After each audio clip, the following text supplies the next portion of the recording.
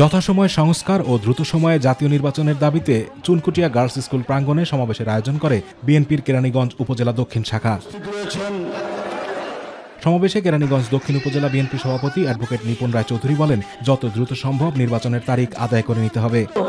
আমাদের ঐক্যবদ্ধ থাকতে হবে, তাই নির্বাচন যত দ্রুত সম্ভব নির্বাচনের দাবি নয়, এটা আমাদেরকে আদায় করে নিতে হবে। প্রধান বক্তা হিসেবে কথা বলেন বিএনপির স্থায়ী কমিটির সদস্য সালাউদ্দিন আহমেদ। তিনি বলেন, সংখ্যানুপাতিক নির্বাচনের কথা বলে একটি মহল নির্বাচন বিলম্বিত করার চেষ্টা করছে। বলছে সংসদের নিম্ন কক্ষেও অনুপাত চাই, উচ্চ কক্ষেও অনুপাত চাই, অনুপাত ছাড়া নাকি বাংলাদেশে নির্বাচন হবে না। যারা এই কথা বলছে তারা একটা চোরের দল। যারা 16 বছর আওয়ামী লীগের সাথে ছিল, আওয়ামী লীগের সমস্ত নির্বাচনকে বৈধতা দেওয়ার জন্য হাত পাকা দিয়ে বাতাস করেছে।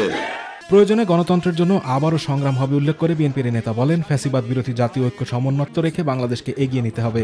যে ঐক্য গড়ে উঠেছে ফ্যাসিবাদ বিরোধী জাতীয় ঐক্য, সেই ঐক্যকে আমরা সমুন্নত রাখবো, সেই ঐক্যকে আমরা শক্তিতে পরিণত করি এবং সেই ঐক্যকে সামনে রেখে আমরা নতুন বাংলাদেশ, সমৃদ্ধ বাংলাদেশ, আমাদের সবার আগে বাংলাদেশ নীতি বাস্তবায়ন করবো ইনশাআল্লাহ। সমাবেশে প্রধান অতিথির বক্তব্যে দলের স্থায়ী কমিটির অপর সদস্য গয়েশ্বর চন্দ্র রায় বলেন, সংস্কারের নামে জনগণ প্রতারিত হলে তা মেনে নেবে না বিএনপি। নির্বাচন করতে হবে, নির্বাচন আটকানোর শক্তি কারো হাতে নাই যদি আমরা নামি।